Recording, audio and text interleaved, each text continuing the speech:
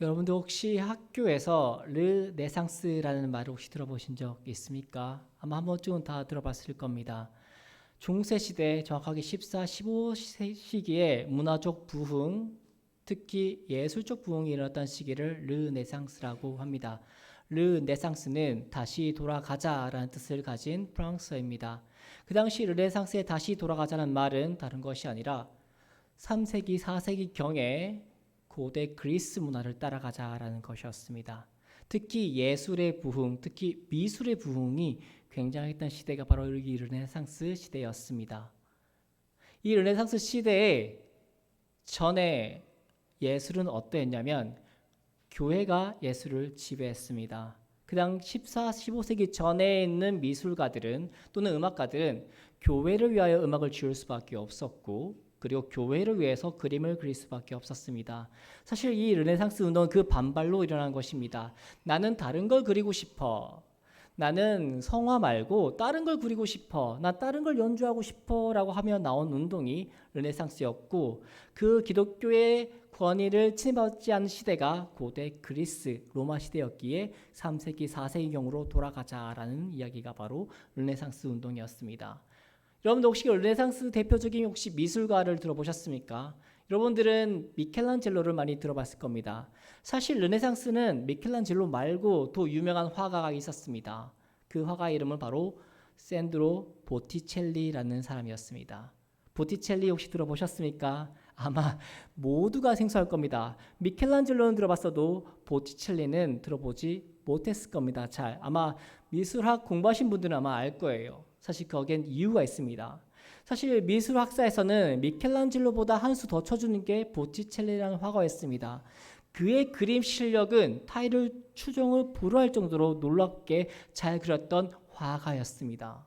그의 주종목은 무엇이었느냐? 여성의 나체를 그렇게 잘 그렸습니다. 그래서 그가 그린 그림은 그 당시에는 수천 엄청난 돈의 가치를 받고 모든 백작과 공작들이 그 화가를 영입하려고 노력했던 사람이었습니다. 그런데 오늘 그 시대는 왜 보티첼리라는 이름보다 미켈란젤로라는 이름이 더 두드러지게 되었고 우리에게는 왜 보티첼리라는 화가의 이름보다 미켈란젤로라는 화가 이름이 더 와닿게 되었을까요? 그것은 이 보티첼리의 한 행동 때문에 그랬습니다. 보티첼리는 신앙인이 맞았습니다. 하지만 그렇게 큰 신앙이 있는 사람이 아니었습니다. 그는 정말로 성경에 있는 그 그림을 그리는 것보다 여성의 나체 그리는 걸 굉장히 좋아하는 사람이었습니다. 르네상스 시대가 그렇습니다. 자연보다 인간에 있는 본연의 그 모습을 그리길 좋아했다는 미명 아래 관능적이고 성적인 것에 많은 그림을 투자했던 시대가 바로 그 시대였습니다. 보티첼리도 그랬어요. 하지만 어느 날이었습니다. 사보나 롤라라는 한 수도사의 설교를 그는 듣습니다. 사보나 롤라는 세례 요한처럼 설교했습니다. 회개하지 않으면 멸망을 당할 것이다. 너희가 회개하지 않으면 지옥에 갈 것이다 라는 그 회개 이야기들을 보티첼리는 그때부터 변하기 시작했습니다. 본인은 깨달았습니다. 아, 내가 이렇게 막 그렸던 이 삶이 하나님이 좋아하시는 삶이 아니었구나. 성적이고 그렇게 관능적인 그 그림이 하나님의 영광을 나타낸 것이 아니었구나 하는 것을 깨닫고 그는 화법을 바꾸어 버렸습니다. 그리고 다시 그는 그림을 그릴 때 더 이상 여성의 그림을 그리지 않았습니다. 오히려 성경의 그림을 그리며 예수님의 그림을 그렸습니다. 문제는 여기서부터였습니다. 성적인 그림을 그릴 때 그는 유명한 위명을 받고 명예를 얻고 돈을 받았습니다. 바로 그 시대가 그런 시대였거든요. 그런데 이제 그 시대 트렌드에 맞지 않는 그림을 그리니 사람들이 그를 외면하기 시작했습니다. 누구도 그의 그림을 봐주지 않았습니다. 그의 그림을 사주지 않았습니다. 그를 불러주는 사람이 없었습니다. 하지만 그는 개의치 않고 계속 성경의 그림만 그리며 나아갔습니다. 그는 그렇게 쓸쓸히 죽고 없어졌습니다. 그래서 현재 서양 미술 학사들은 이렇게 이야기합니다. 교회가 한 사람을 망쳐버렸다. 교회가 한 사람의 인생을 망쳐버렸다. 교회가 한 사람의 놀라운 그 문화적 부흥을 꺾어버렸다. 이렇게 이야기했습니다. 정말 그는 그렇게 허망한 인생을 살았던 것일까요? 이 이야기는 잠시 뒤로 설명해 두고 오늘 말씀을 같이 보도록 하겠습니다. 오늘 말씀의 상황은 이렇습니다. 사울이 아말렉과 전쟁에 승리했습니다.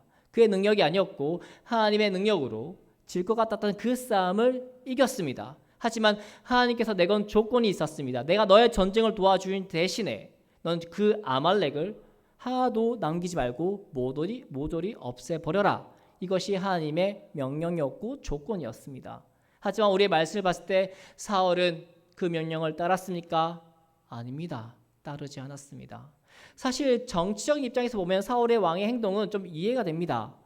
왜냐하면 이 당시 사울 왕은요, 권위를 받지 못했어요. 하나님께 임명은 받았지만 다른 지파 사람들한테는 존중을 잘 못했던 시기가 바로 이 시점이었습니다.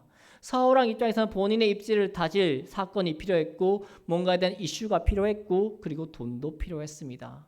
그리고 외교입니다. 그 당시 이스라엘 나라 주변에는 최소 7개의 강대국이 있었습니다. 만약에 정말 사울 왕이 하나님의 말씀에 따라서 그 민족을 다 멸해버린다면 그 주변 민족들 가만히 있을까요? 아닙니다. 위기의식을 가지고 전쟁 준비하겠죠. 저 이스라엘 나라는 무지박지한 나라야. 우리도 가만히 있으면 안 되니까 전쟁 준비해야 돼. 라는 인식을 심어줄 수도 있지 않을까요? 어찌되었든 사울 왕은 무슨 이유인지 모르겠지만 아마 첫 번째 이유가 더 합당할 것 같은데 결국 하나님의 말씀을 어겨버립니다. 하나님은 그걸 알고 계셨어요. 그래서 전날 사무엘한테 이렇게 이야기합니다. 내가 왕을 세운 걸 후회한다. 이걸 전하라고 말씀하셨습니다. 네, 그 말 들은 사무엘 깜짝 놀라서 한 걸음에 사울 왕에게 가죠. 그리고 묻습니다. 왜 하나님 말씀 안 들었습니까? 변명을 합니다. 가장 좋은 거 하나님께 드리려고. 그럼 왕은 죽였어야죠. 그렇죠. 결국 왕을 죽인 건 사울 왕이 아니라 사무엘 선지자였던 겁니다. 그리고 이렇게 이야기하죠. 순종이 제사보다 낫다. 말 잘 듣는 것이 당신이 드리는 억만금의 헌금 드린 것보다 낫다. 이렇게 이야기합니다. 그리고 사울 왕조는 어떻게 되었습니까? 그는 그의 후세가 왕이 되지도 못했습니다. 그렇죠. 바로 왕이 교체가 됐어요. 우리가 잘 알고 있는 다윗 왕을 말입니다. 사울 왕은 실패했습니다. 본인의 입지를 단단히 하고자 그 행동을 했지만 하나님 말씀을 안 들었기에 그 입지는 결코 단단할 수가 없게 되었습니다. 만약 그가 정말 하나님 말씀을 들었다면 어떻게 됐을까요? 아마 다윗 왕은 왕이 되지 못했을 수도 있었을 겁니다. 하지만 그는 그 한순간의 그 상황만 보고 자신의 입장만 대변하며 하나님의 말씀을 뒷전으로 내려놓았습니다. 이순이가 되어버린 것이겠죠. 성경에 하나님의 말씀에 순종하는 것은 그리고 순종하지 않았을 때 일어난 사건은 사울 왕의 사건만 아닙니다. 성경의 역사를 보면요. 언제 그 이스라엘 나라가 부흥했냐면 하나님 말씀 잘 들었을 때입니다. 다윗의 시대에 하나님 말씀을 잘 들었기에 강국이 되었습니다. 그러면 언제 이스라엘 나라는 망했나요? 하나님 말씀 안 듣고 우상 숭배했을 때였습니다. 이 우상 숭배 왜 근데 문제가 되었냐면 그리고 왜 하나님께서 아말렉을 치라 말씀하셨냐면 아말렉은요 에서의 아들의 자손의 민족이었습니다. 그리고 아말렉만큼 바알신을 섬기는 민족도 없었기 때문에 그렇습니다. 신기하게도 아말렉은 없어졌지만 이 바알신은 끊임없이 살아 이스라엘을 괴롭히며 유혹하며 나아갔습니다. 그래서 이스라엘 망한 시대의 그때는 무엇이냐? 단순히 하나님 말씀 안 들었을 때가 아니라 다른 그 문화, 돈의 문화, 성적인 그 문화를 따라 나아갔을 때 이스라엘은 망하게 되었던 겁니다. 하나님의 말씀을 듣는 건 단순히 말씀 듣는 것을 끝나는 것이 아니라 그 사회 내에 온전한 정신을 가지고 굳건한 깨끗한 도덕적 마음을 가지고 살아가는 것이 그 당시에 하나님 믿는 하나의 모습이었어요. 아말렉에 살아 숨쉬었으면 하나님은 아셨습니다. 그 바알신의 문화가 또 이스라엘을 침투하겠구나. 그들의 정신을 파괴하고 음란하게 만들며 욕심 가득하게 만들며 횡포를 일으키겠구나. 성경의 역사뿐만이 아니었습니다. 로마 시대도 마찬가지였습니다. 기독교가 순전했을 때는 핍박받을 때였습니다. 오히려 로마가 기독교 공연한 이후에 기독교는 타락했고 그 타락 덕분에 로마도 망하게 되었습니다. 중세 시대는 어땠습니까? 천주교가 순수했을 때는요. 주님은 언제 말씀을 들었을 때였습니다. 천주교가 망했을 때는 어땠냐면 교황이 왕보다 더 큰 권세를 가지랬던 바로 그때였습니다. 교황이 왕이 되어서 그 온 유럽을 차지하려 할 때 천주교는 망하게 됐고 종교개혁이 그때 일어나게 되었습니다. 우리나라는 어땠습니까? 우리나라요 70년대 80년대 정말 잘 살았습니다. 많은 나라들이 놀랐습니다. 30년 만에 저렇게 나라가 부국 강병하게 된 나라의 역사는 없었다고 했어요. 한강의 기적이라고 미국에 있는 또는 유럽에 있는 역사서에 실릴 정도였습니다. 근데 재미있게도 한국 교회가 부흥한 시대가 바로 70년대 80년대였습니다. 그리고 90년대를 기점으로 교회가 조금씩 힘들어지기 시작했죠. 근데 신기한 게도 그때부터 한국의 정서가 무너지기 시작했고 경제적인 위기가 오기 시작했습니다. 신기하죠. 교회가 부흥할 때 우리나라는 같이 경제적 발전을 이뤘는데 교회가 망하기 시작하니까 나라가 황폐해지고 어렵게 시작하게 되었습니다. 우리가 이것을 알 수 있는 건 무엇입니까? 알지만 모르지만 하나님을 잠잠기어 나아갈 때 그 순간만 보면 어리석은 행동일 수 있으며 그 순간만 보면 잘못된 행동일 수 있겠지만 큰 역사적으로 보면 그게 그렇지 않다는 겁니다. 왜 순종이 제사보다 낫냐고요? 순종이 제사보다 나은 건 단순히 하나님을 위해서가 아니라 우리 인생을 위해서 그런 것입니다. 우리 인생이 어떻게 해야 잘 살게 되는 것일까요? 그냥 눈앞에 있는 불을 쫓으면 우리 인생 잘 살게 되는 것 같습니까? 그냥 이 순간에 명예만 얻으면 우리 인생 잘 사는 것 같나요? 단적인 예로 로또 맞으신 분들 중에 행복한 결말 맺은 사람 거의 없다는 기록들 여러분들 한 번씩 들어보셨을 겁니다. 돈이 많으면 행복할 것 같았지만 그 사람의 인생은 어떻게 되었습니까? 더 파멸이 되고 더 어렵게 되었죠. 미국에서요. 부자가 마약합니다. 마약 살 돈이 있으니까요. 부자가 된 그들은 영원히 행복할 것 같았지만 그 행복을 오히려 찾으려 마약을 하며 여러 가지 말도 안 되는 일을 벌이고 나아갑니다. 왜 우리는 순종해야 합니까? 결국 이 순종은 하나님 자신을 위한 것이 아니었습니다. 우리의 인생이 정말 궁극적인 큰 역사적인 기로로 봤을 때 잘 살 수 있는 방법이 바로 하나님께 순종했을 때 가능하기 때문에 그렇습니다. 단적인 예는 이겁니다. 천국은 누가 가는 것입니까? 예수님께서 이렇게 말씀하셨습니다. 예수님께서 제자들에게 이 어린아이와 같지 않으면 천국에 못 간다는 말씀하셨습니다. 어린아이요. 정말로 순진한 친구들입니다. 그렇죠? 내가 떡으로 내 팥으로 매주 쓴다 그래도 믿을 게 어린아이의 마음이에요. 이 한마디 하면은 아이들이 그냥 그런가 보다 하고 믿습니다. 제가 아이를 키워보니까 알겠더라고요. 근데 조금씩 머리가 굵어지면 의심하기 시작합니다. 그게 맞아? 여러분도 다 겪으셨을 겁니다. 그리고 겪으실 겁니다. 좀 더 머리가 크면 클수록 아버지가 하는 말은 어머니가 하는 말은 듣지 않을 겁니다. 그리고 의심을 하고 내가 생각한 것만 옳다 생각하겠죠. 그런데 부모님들 여러분들 아이에게 나쁜 말 하는 겁니까? 아이 잘 되라고 하는 말 아닙니까? 아이가 잘 컸으면 하는 말에 공부해라 하는 거 아닙니까? 아이가 정말 더 건강하게 컸으면 하는 마음으로 하는 말 아닙니까? 그런데 아이들은 의심을 하고 크면 클수록 듣지 않고 자기 마음대로 살려고 하죠. 누가 겸손한 사람입니까? 어떠한 전도자 선교사님이 이렇게 얘기했습니다. 겸손한 사람이 무엇이냐? 내가 비록 하나님의 말씀은 잘 모르겠지만 내가 비록 하나님 말씀에 공감도 잘 안 되지만 내가 비록 하나님 말씀을 따르기에는 이 세상 문화가 너무 좋지만 그럼에도 불구하고 따라가는 거. 하나님이 싫으면 나도 싫어. 그 싫은 게 뭔지 모르겠지만 하나님이 좋으면 나도 좋아. 내가 비록 그거 좋아할 수는 없지만 그게 겸손이다. 하나님 말씀 듣는 거라라고 그렇게 고백했습니다. 네, 정말로 하나님은 이 시대에 겸손한 사람을 찾습니다. 부자를 찾진 않습니다. 특히 왜 우리는 이 부자에 집중해야 될까요? 부는요, 우리의 마음을 가장 가리기 쉽기 때문에 그렇습니다. 왜 예수님은요, 부자가 천국 가는 것이 낙타가 바늘구멍 가는 것보다 더 어렵다 하셨을까요? 부만큼 사람의 마음을 이렇게 높게 만드는 것이 없기 때문에 그렇습니다.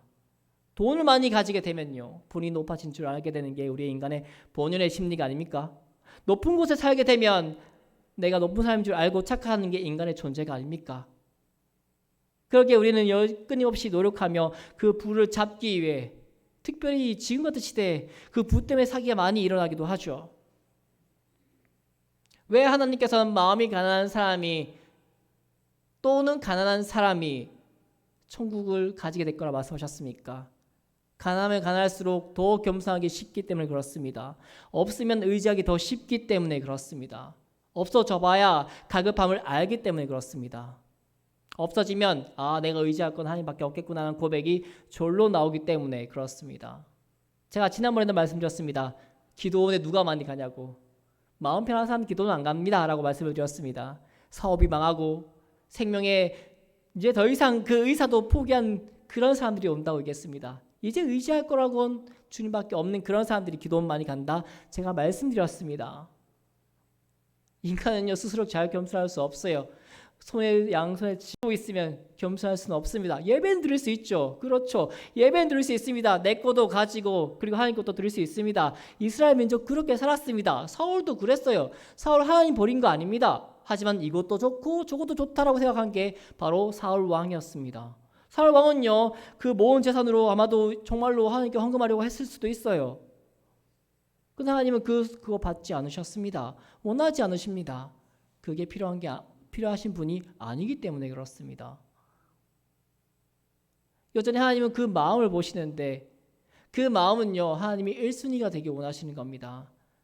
우리가 하나님 마음에 1순위가 되었을 때 겸손이 일어나는 겁니다. 아이들은 그게 쉬워요. 그냥 다 믿으니까요. 그 겸손이 되기 위해 우리는 믿어야 하는 겁니다. 뭘? 하나님의 말씀이 결국 나에게 진짜로 가장 중요하고 가장 현실적으로 나에게 은혜가 되며 참된 길이 된다는 것을요. 그리고 한쪽 눈은 감아야 합니다. 다른 나를 부유하게 만들 그것들, 나를 좀 더 행복하게 만들어줄 수 있을 것 같은 유혹이 되는 것들, 그런 것들은 눈을 감아야 하는 것입니다. 참 어려운 이야기입니다. 그렇죠? 아까 보티첼리 이야기 다시 말씀드릴게요. 보티첼리 정말 대단한 사람이었습니다. 그가 만약에 사바놀라 이야기 듣고 그냥 무시해버렸다면 그는 정말로 미켈란젤로보다 더 유명한 사람이 되었을 거예요. 많은 미국 역사가 그렇게 이야기합니다.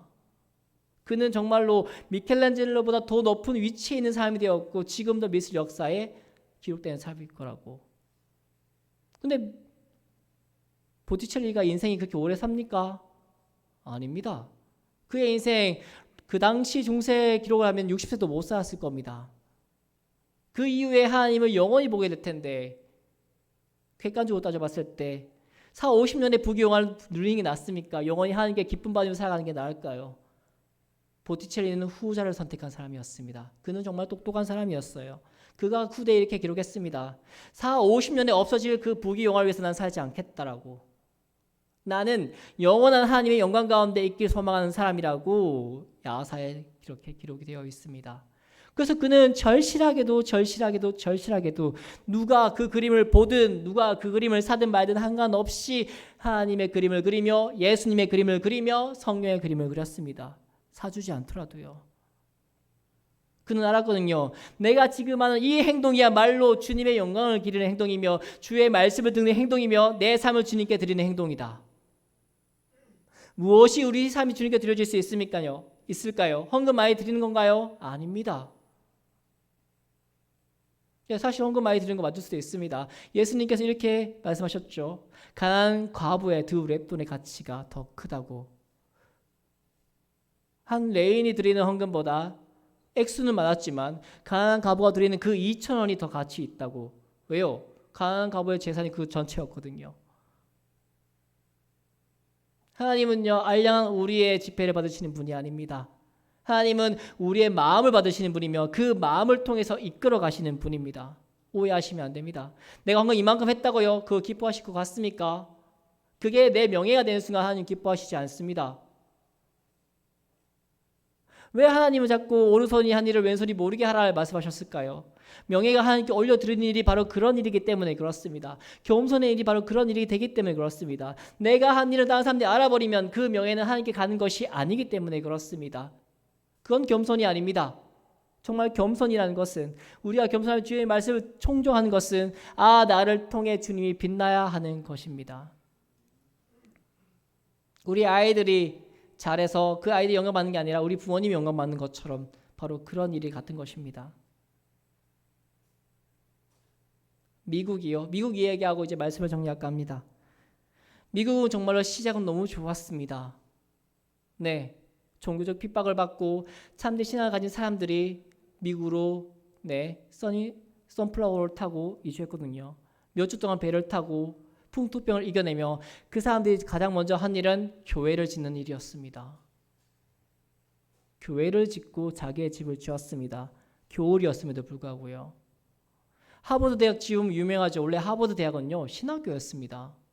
원래 그 시작은요, 하나님의 참된 말씀을 짓기 위해 지은 학교가 하버드 대학교였습니다. 그리고 그 당시에 미국은요, 세계 어느 나라가 무시 못할 정도로 큰 강대국이 되었습니다. 얼마나 위대했는지 세계 2차 대전 끝나고 달러가 전 세계 돈이 되지 않았습니까? 지금 그 달러 때문에 우리나라가 많이 힘들고 어려운데, 예, 그 당시 순수했던 믿음을 가졌을 때 미국은 정말 강대국이었습니다. 지금은요, 허역부역 하고 있습니다. 그렇죠? 그 안에 미국에 있는 현실을 보면요, 말도 안 되는 일들이 자행되고 있습니다. 주의 말씀 더 이상 가치가 없게 되었고, 네,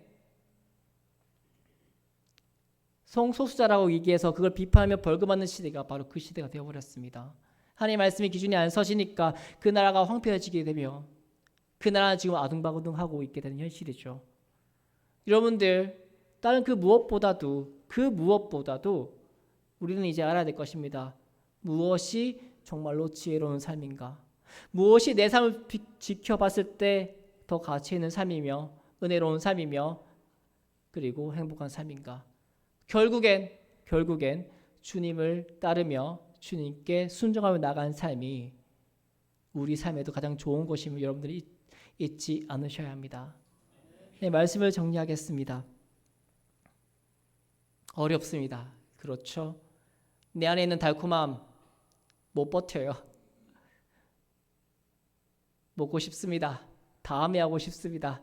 하나님의 말씀 다음에 지켜도 되지 않을까요? 오늘 이렇게 살고 내일 회개해도 되지 않을까요? 우리 이렇게 약한 사람들 많습니다. 하나님은요, 노하기를 더디하시는 분입니다. 그런 행동을 다 알고 계세요. 하지만 우리가 모르는 게 있습니다. 우리가 내일 사나요? 그거 어떻게 확신합니까? 우리가 내일도 살 거라는 거 어떻게 확신합니까? 한국에 사람이 너무 많던데요. 우리가 사고로 죽을진 아무도 모르는 겁니다. 그렇게 내일 하다가 결국 남는 건 무엇일까요? 부끄러운 구원밖에 되지 않을 겁니다. 아니면 구원자체도 될 수도 없을 수도 있겠죠. 우리의 시작은 항상 오늘이어야 합니다. 우리의 결단은 항상 오늘이어야 합니다. 어제 실패했으면 오늘 성공하세요. 어제 하지 못했으면 오늘 한번 해보세요. 주의 말씀 듣는 거 쉽습니다. 하나님 좋아하시는 거 내가 좋아하면 됩니다. 하나님 싫어하시는 거 내가 싫어하면 됩니다. 하나님 좋아하시는 게 뭐냐고요? 하나님 사랑하고 이웃 사랑하는 겁니다. 나를 사랑하는 것이 아닙니다. 하나님 사랑하고 이웃 사랑하면 하나님 좋아하는 겁니다. 하나님 싫어하는 거요? 돈을 사랑하고 교만하며 자기만 아는 겁니다. 그거 싫어하시면 됩니다.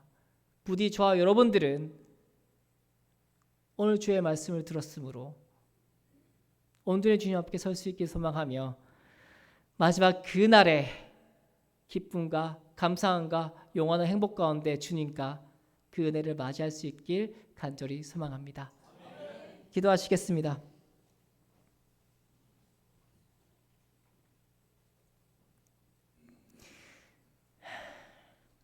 한없는 사랑과 그 은혜가 풍성하신 하나님 아버지, 오늘 저희들 이 자리 가운데 함께 주의 말씀 듣게 하여 주시고 그 은혜 가운데 거하게 할 수 있게 해주신 것 너무도 감사드립니다.